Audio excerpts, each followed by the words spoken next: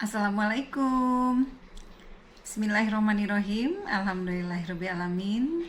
Pertama-tama Ibu panjatkan puji serta syukur kepada Allah Subhanahu wa taala atas limpahan rahmat hidayah serta inayahnya. Alhamdulillah kita semua masih diberikan nikmat sehat oleh Allah Subhanahu wa taala dan nikmat umur yang panjang sehingga kita bisa bertemu walaupun di dunia maya.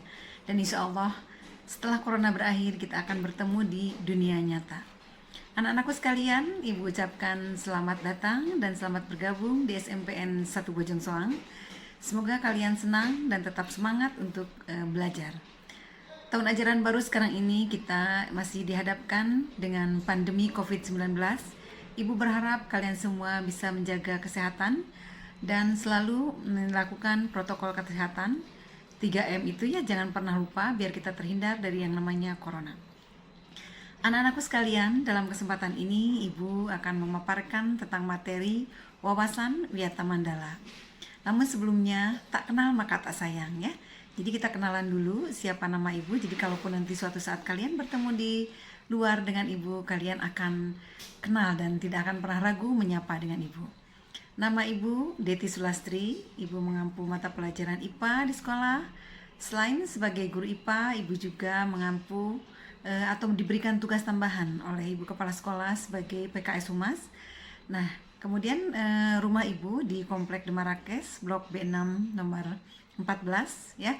Kalian tentunya mengenal kalau nanti arah ke Ciwastra, di sana ada pom bensin dan di depan pom bensin itu ada komplek namanya Demarrakes dan disitulah Ibu tinggal. Kemudian untuk nomor telepon nanti ada di sana 082 126 901 778. Ibu mengajar IPA di kelas 8, tidak di kelas 7. Jadi nanti kita bertemu dalam acara yang lain walaupun tidak bertemu dalam mata pelajaran, tapi kita akan bertemu dengan di acara yang lain ya. Baiklah anak-anakku sekalian, sekarang kita akan membahas tentang materi tentang wawasan Wiyata Mandala. Selamat mendengarkan. Baiklah anak-anakku sekalian, kali ini Ibu akan menjelaskan tentang wawasan Wiyata Mandala. Seperti kamu ketahui bahwa wawasan Wiyata Mandala itu sering didengung-dengungkan ya ketika adanya MPLS mungkin ya. Kalau Ibu sering sekali memberikan materi ini, tapi mungkin bagi kamu wawasan Wiyata Mandala itu adalah bahasa yang sangat asing. Kalaupun memang baru sekarang kamu mendengar, boleh kamu googling ya, boleh kamu cari artinya seperti apa. Nanti akan Ibu tugaskan kamu untuk mencari artinya. Tapi di sini pun Ibu akan menjelaskan ya. Apa sih wawasan Wiyata Mandala? Ada 3 kata di sana ya. Yang pertama adalah wawasan. Wawasan itu artinya pandangan, ya, pandangan kita terhadap sesuatu. Kemudian Wiyata itu artinya pendidikan, ya, pendidikan. Ada pendidikan SD, ada pendidikan SMP, ada SMA, perguruan tinggi dan lain sebagainya. Kemudian Mandala itu adalah tempat, ya, tempat di mana kita menimba ilmu. Jadi artinya wawasan Wiyata Mandala itu adalah ya sikap bertanggung jawab terhadap sikap bertanggung jawab dan menghargai ya terhadap lingkungan sekolah, di mana lingkungan sekolah itu adalah tempat untuk mencari ilmu atau tempat pendidikan ya, tempat kita mendidik atau tempat Ibu mendidik kalian semua dan tempat kamu mencari ilmu di sekolah. Jadi wawasan Wiyata Mandala itu apa? Nanti kamu catat ya. Artinya seperti apa, seperti yang telah dijelaskan tadi sama Ibu. Nanti kamu catat dan nanti tugasnya kirimkan ke Ibu ya. Anak-anakku sekalian, dalam wawasan Wiyata Mandala ada 5 unsur penting ya yang akan kita pelajari. Yang pertama adalah sekolah merupakan lingkungan pendidikan. Seperti telah Ibu jelaskan tadi bahwa lingkungan pendidikan itu adalah lingkungan pengetahuan, ilmu pengetahuan ya, di mana kita mencari ilmu-ilmu yang baru yang akan kita dapat. Kalau dulu kamu di SD belajarnya satu guru itu untuk semua mata pelajaran, borongan ya gurunya. Jadi IPA pelajarannya gurunya itu, IPS pelajarannya gurunya itu juga. Jadi semua mata pelajaran gurunya itu aja ya. Lain halnya sekarang di SMP. Kalau di SMP itu belajar beda-beda gurunya ya. Kalau misalnya Ibu mengajar mata pelajaran IPA di kelas 8. Kemudian IPS-nya nanti lagi beda lagi gurunya. Kemudian matematika juga beda lagi. Bahasa Indonesia juga beda lagi. Misalnya ada 12 mata pelajaran, itu 12 orang yang mengajar. Jadi tidak hanya itu-itu saja orangnya ya.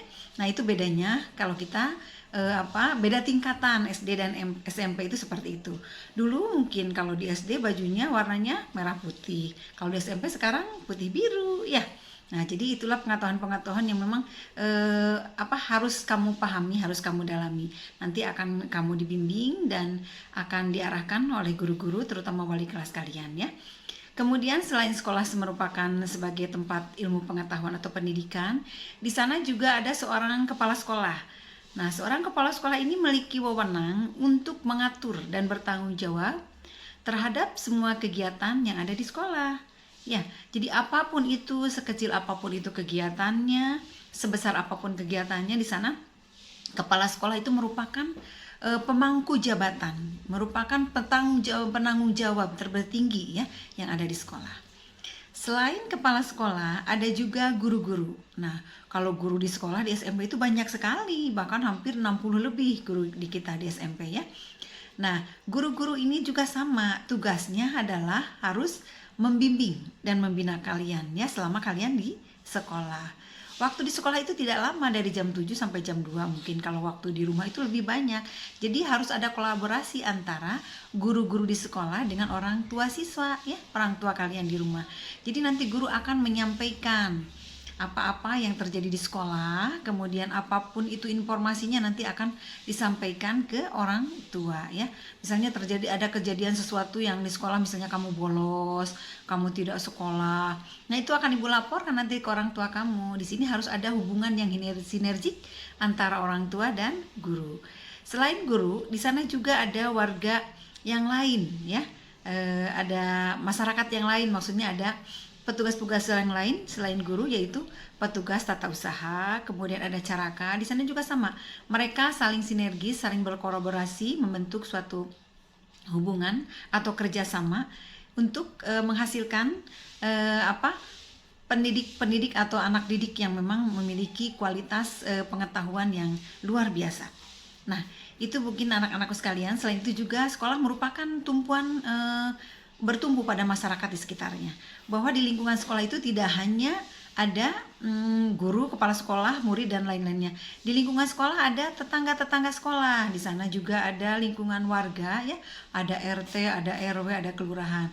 Nah, ini saling berhubungan dengan mereka juga ya, ketika memang ada sesuatu yang memang harus dibetulkan, misalnya harus dirundingkan, nanti RT dan RW pun akan kita undang, termasuk juga kelurahan. Karena memang kita tidak hanya bisa berdiri sendiri ya di sekolah, kita pun makhluk sosial dan kita pun harus memiliki hubungan yang baik dengan masyarakat yang lainnya.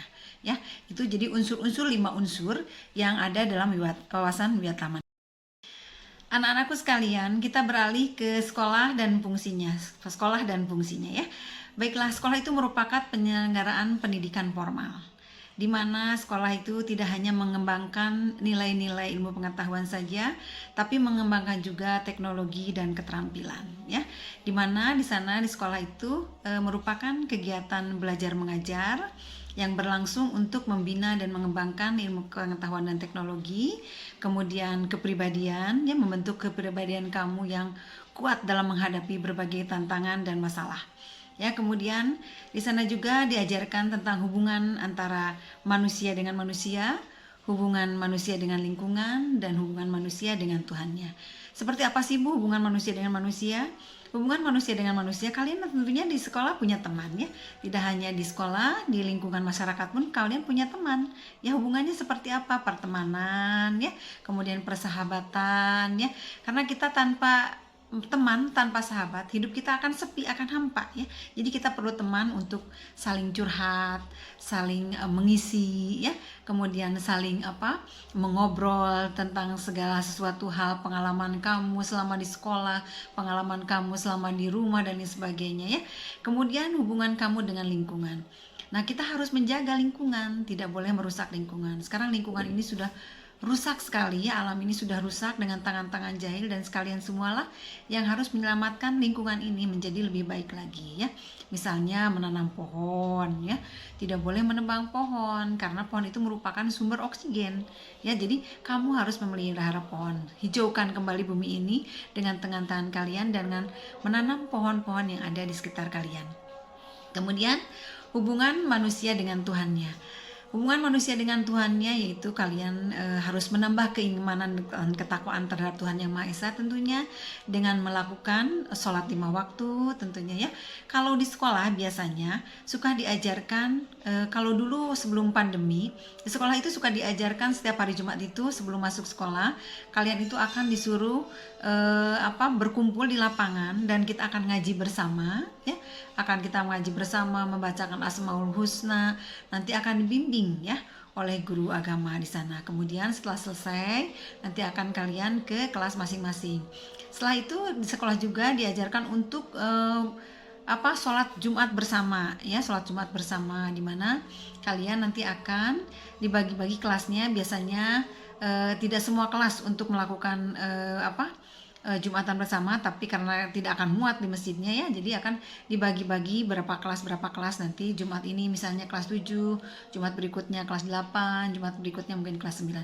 Nah itu akan bergiliran nantinya ya. Kemudian sekolah juga sebagai fungsinya yaitu memiliki kemampuan untuk berkarya ya. Berkarya, karya apakah yang bisa kamu sumbangkan terhadap sekolah? Memiliki apakah karya kamu untuk untuk disumbangkan kepada sekolah, kepada orang tua, kepada masyarakat? Saya tidak punya apa-apa. Salah itu ya. Semua orang memiliki keahlian, namun belum ditunjukkan. Karena apa? Karena tidak kamu asah, tidak kamu gali. Insya Allah setelah kamu di sekolah nanti akan kelihatan ya, akan dijurus-juruskan kamu nanti ke eskul ya. Di sana banyak sekali ekstrakurikuler yang memang akan melatih dan mendidik kamu terhadap keahlian-keahlian yang akan kamu lakukan. Misalnya di sana ada paskibra, ada PMR, ada pramuka ya. Kemudian ada juga olahraganya juga ada, keseniannya pun juga ada. Nanti akan diarahkan terhadap ekstrakurikuler yang memang ada di sekolah. Itu salah satu fungsi sekolah ya dalam wawasan biota.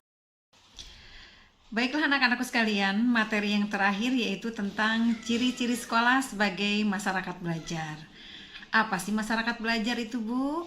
Ya, masyarakat belajar di sana biasanya ada guru, ada siswa. Nah, kalau sudah ada guru, ada siswa, timbullah di sana kegiatan belajar mengajar, di mana guru merupakan pendidik yang memberikan ilmu-ilmu pengetahuan kepada kalian, dan kalian adalah seorang pendidik yang menerima pengetahuan dari gurunya.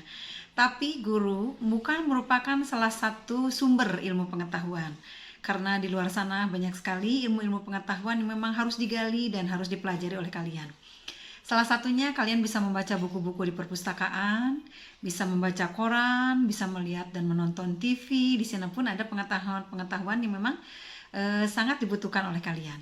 Ya, apalagi sekarang sudah ada internet ya, apapun yang akan kalian lihat di dunia manapun yang akan kalian lihat, tinggal kalian googling, kalian tulis dan kalian search, akan keluar apa yang kamu cari ya.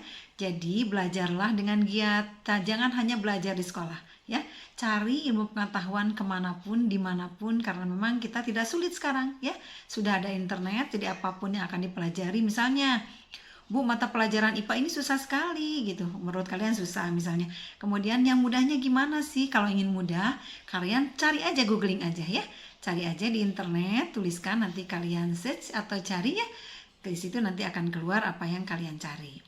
Kemudian yang kedua itu yaitu tercapainya masyarakat yang sadar akan pendidikan, yang belajar, yang bekerja keras ya. Sadar akan pendidikan. Kenapa disebut sadar pendidikan? Pendidikan itu merupakan hal yang penting, karena dengan pendidikan kalian akan bisa menguasai dunia ya. Kalau kamu tidak tahu apa-apa, tanpa pendidikan kamu akan tetap jadi orang yang bisa dibohongi oleh orang lain ya. Makanya belajar yang giat, belajar dengan tekun, jangan pernah bolos ya. Kemudian kamu bekerja keras. Bagaimana caranya saya jadi orang nomor 1 di sekolah, saya harus jadi juara 1 dan lain sebagainya. Kalaupun memang tidak jadi juara 1, kamu jangan ketinggalan ya.